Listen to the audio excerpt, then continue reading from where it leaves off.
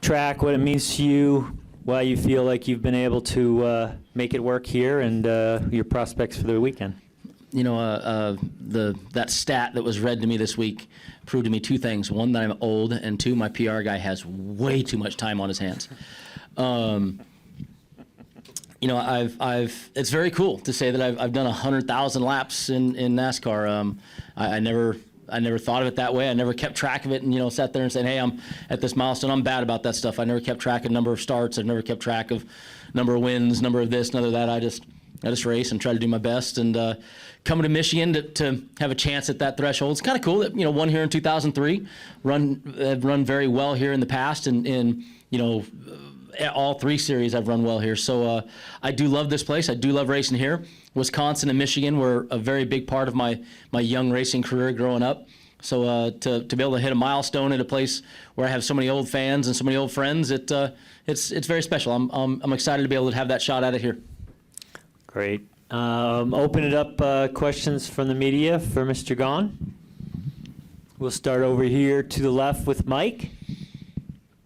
Hey, Brendan, I once rode in a truck with you around the Ford test track. I think we were trying, or you were trying for the closed speed record. Dodge, the Chrysler, the Dodge SRT10. Okay, sorry. Right. I've been with all of them. It was fun. It was fun. We nearly hit a deer and a whole bunch of other things. But anyway, you've been around a long time. You've done a lot of stuff. Did you ever achieve really what you wanted to set out, you know, to run a long time in Sprint Cup, or did that sort of pass you by, or how did it all work out? You know, I can't really say that my career went the way that you think it is. You know, unless you're Jimmy Johnson or, and, you know, win every other year. I don't think everybody thinks their career is going to go that way. Mine definitely did not go the way I planned it, but I never planned on this being a career. You know, I never thought about being a race car driver for all my life and being able to have the opportunity to do these things. So for me, I never dwelled on it. I just keep trying to do the best I can. And I wish I would have come to Richard Childress Racing like 4 years earlier. I definitely think my career would have been gone down a different road had I got to Richards earlier. But when I told him in 2012 when I got there, this is the last team I want to race for. I'm really happy here. I'll be happy when if I get to keep going. I'll be happy if it stops. I had a lady today that Michigan brought in the track. You know, things like this make you realize that I've been very lucky. I'm pretty special. A lady I rode on a plane with 5 years ago or something like that, and I gave a hat to. Her name is Carol. She's 78 years old and had never been to a racetrack, and they say that she calls all her friends and calls me her guy every time that we're on TV. And she wrote a letter to the track, and the track got her in, did a whole meet and greet with her family, and you know, those sorts of things. Just being a goofball and meeting some random person on an airplane, and that woman now, you know, spent the last 5 years of her life calling me her guy and watching. To me, that's been more fun. That's been awesome. To have that reminder today was definitely worth it. And no, I didn't win the championships that I thought I would. I'm not done yet, though. I still got a chance to win a few of them, I think. On that, actually, I'm going to follow up, Brendan. This is your first year, obviously, racing in the chase format. Yep. In the Xfinity Series. Can you give us a little sense of how that's impacted the racing in that series, how your team's racing, any impact that you've seen over the last couple of months? It's done a bunch for us. I'm not answering for other teams, but for our race team, we have really tried some things that we would not have tried in the past. Last week at Pocono, we took a shot to win that race with a strategy for the rain. A shot that we never would have taken before. You know, we've been to Texas and Dover, a couple places that are in the chase for us, and we've run some setups and done some things at the earlier races that we necessarily would not have done, and we probably will not do when we come back in the chase race. You know, we're just trying to find things. So we're definitely racing different. I think a lot of guys are. I think you see a guy like Elliott Sadler right now who's locked in with his win. Elliott can do a lot of things to try. You know, they may work, they may not work, but at least that race team has the ability now to really, you know, shoot some guns in errant, you know, directions to see what sticks. And so I'm excited this chase format's here. It's really made me more excited about continuing racing because it definitely keeps you up all year long. And when that chase hits, I think I'm at the right team with RCR to be in a great position to try to win a championship. All right. Any final questions, Mr. Creekmore, and then we'll go over here to Mr. Knight. Stan Creekmore with Hi, Stan. RPMtonight.com. Hey, I know your kids are still very little, but given what you have accomplished and all the miles and everything like that, what do you say to them if one of them says, Daddy, I want to become a race car driver? God, I hope not. You know, I grew up with a great father myself, and I've said this before. My dad let me do everything I ever wanted to try.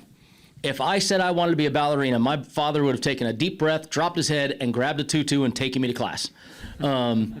Thankfully for all of us, I did not want to be a ballerina. You know, I mean, I want to be the same way with my kids. If they want to go, you know, my wife is musical. I am not musical. She was a band geek. If they want to go play musical instruments, awesome. I tried playing a guitar once. Yeah, it was once. You know, I mean, if they want to go and play soccer, if they want to go and play football, if they want to go and do things, I will let them do whatever they want to try to do. And if they're good at it, I'll let them continue. I don't want to push them one way or the other. I don't want to be, you know, I want you to. The only thing I know I want is, I grew up racing in the desert for fun. My father raced for fun. My brothers raced for fun. The desert has always been a kind of like a lot of people around here do late model racing. That's what we do in the desert. I hope my kids want to go race for fun in the desert because Daddy's going to be there till I'm 70, racing in the desert for fun. So hopefully they'll have a drive to do some and have fun and do whatever they want to do in life. And my goal is to make sure that I can, you know, afford them the opportunity to do everything they want to do. All right, well, we'll wrap it up with Skippy.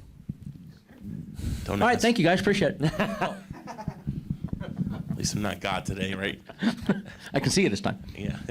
A big week for RCR. You're going to get 4 new teammates this season with Sam Hornish Jr., AJ Allmendinger, Ben Kennedy, and Michael McDowell. How can they help RCR overall as a program, and what do you think we can expect from Ben Kennedy next weekend in his Xfinity debut at Iowa? You know, Ben Kennedy was the one I didn't know about. I knew that we had Sam and Michael and AJ coming for road racing and stuff. I'm really excited to have Michael and AJ on the program for the road races. You know, AJ Allmendinger, come on. I mean, you know, he's put on one heck of a show the last couple of years. You know, battling with him and you know, Brad and I can't remember the Australian kid that I like so much. Marcus, thank you. I love Marcus. I can't remember his name. I'm getting old. See, can't remember things. So I mean, I think they can help this program a lot on road racing, which we've won the last. I won Road America in 14. Paul Menard won it in 15. So I definitely think that Michael McDowell is getting the Road America race. If I'm Michael McDowell right now, I'm licking my chops. I'm excited because he's got a great organization to come to for that. And then Ben, you know, great for Ben. This is a great opportunity for him. He's got, you know, a ton of experience. He's got a great crew chief that he'll be working with, and Danny Stockman, you know, who's won championships at every level except for Sprint Cup. He's got great teammates. He's got great stuff. So I think it's going to be great for Ben to come in and soak up some knowledge and get a good shot at a good finish for his career. And then I think the other guys are going to come in and help us on those road races and be a great asset. And even Sam at Iowa. Did Sam win Iowa a couple years ago, or didn't he come close to winning Iowa? Anybody? Yeah, like I mean, so having Sam at Iowa, this is great to see Sam back in a race car. It's you know, he's been out of it for a little bit, and I know he's itching to get back in it. So I'm glad he's with us. I know you said at Texas too that you felt like the RCR program still needed to get some speed into the program. Well, here we are getting on this long stretch of races. That seems like that speed is turning around. When Richard says he wants things done, he gets them done, and that Xfinity program has always been that way. I have a brand new chassis here today, a brand new race car, all the way from the ground up. And from the second we unloaded, my first comment was just, wow. Great race car, felt great. I think we were 5th or 6th in practice. Paul was like 4th, like I was 6th, he was 5th. I think Ty was 1st. You know, I mean, the RCR Chevrolets are definitely fast right now, and we're migrating to where we need to get, and this is the time to do it. Thanks, Chris. Thanks, Brendan.